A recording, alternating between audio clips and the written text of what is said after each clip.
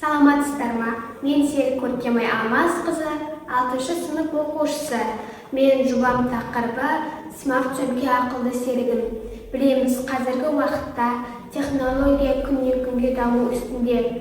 Және де мектеп жасындағы балалар да заманауи құрылғыларды жиі пайдаланады. Яғни біз өзіміз қолданып жүрген қарапайым заттарды заманауи ақылды етіп шығаруға болады.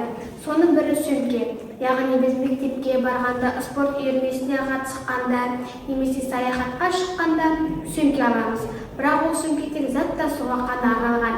Егер де біз оған заманауи құрылғылармен жасасақ, немесе қауіпсіздігіміз бен жайлылығымызды қамтамасыз ететін қылып жасасақ, тіпті керемет болар еді деген ой келді.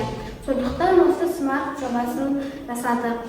Мемлекет басшысы Қасым-Жомарт Тоқаев Кемелұлының 2025 жылғы 8 қыркүйегінде жасанды интеллект дәуіріндегі Қазақстан деп аталатын жолдауы жарияланған еді. Жолдаудың басты мақсатының бірі Қазақстанды цифрлық мемлекетке айналдыру еді.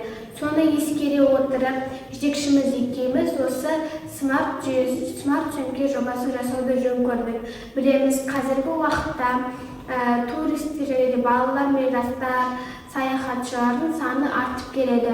Олардың қауіпсіздігі үшін қарапайым сөмке жеткіліксіз болады.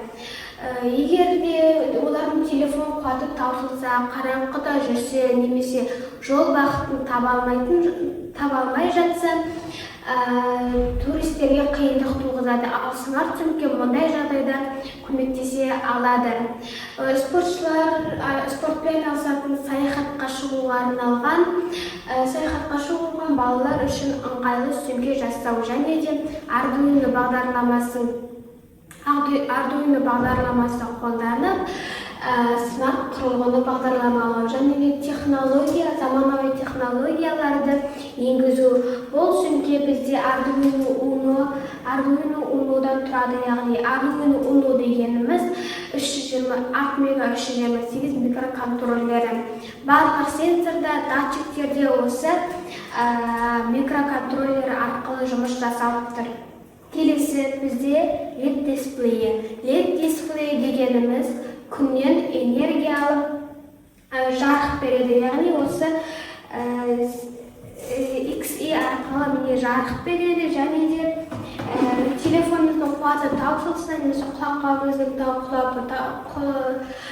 қуаты таусылған жағдайда осы зарядкілеп алуға мүмкіндігіміз бар.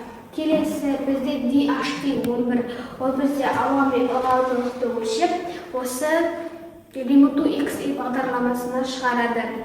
Келесі бізде анти-ұрлық дегеніміз, егер де бұл сөмкені мені басқа адам ашатын болса, немесе ұрлық келетін болса, осы сөмкені ашу арқылы телефонымызға дабыл келеді. Сол арқылы ішіндегі заттарды қорғап қала аламыз.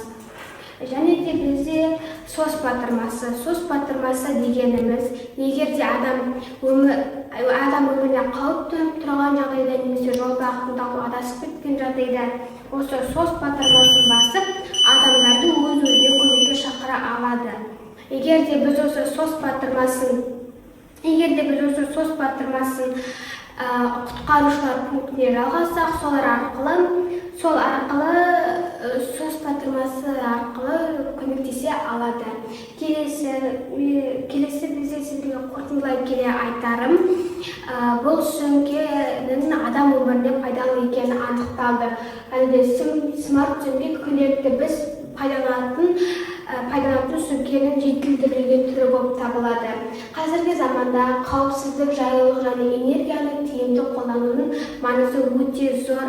Және де жоба барысында жасалған ақылды сөмке қолданушыға заттардың жоғалмауын, телефон, құлаққап сияқты құрылғыларды қуаттауды белгісі арқылы орналасуын байқауға мүмкіндік береді.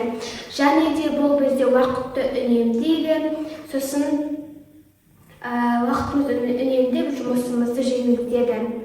Мені сіздерге ұсынарым, бұл сөмкенің басқа да дизайндарын шығару, басқа да түрлерін шығару. Егер де біз бұл сөмкені спортшылар үшін шығаратын болсақ, жүрек қағысы, давление және де басқа да заттарды спортшылар үшін қандай зат керек, соларды орнатқызу. Егер де бұны біз балалар үшін шығаратын болсақ, сабақ кестесі және де үй тапсырмасын шығартқызып қою. Келесі бізде туристер үшін шығаратын болсын, туристер үшін шығаратын болсақ, переводчик орнатқызу және бұның қазақстандық брендке айналдыру. Назарларыңызға рахмет.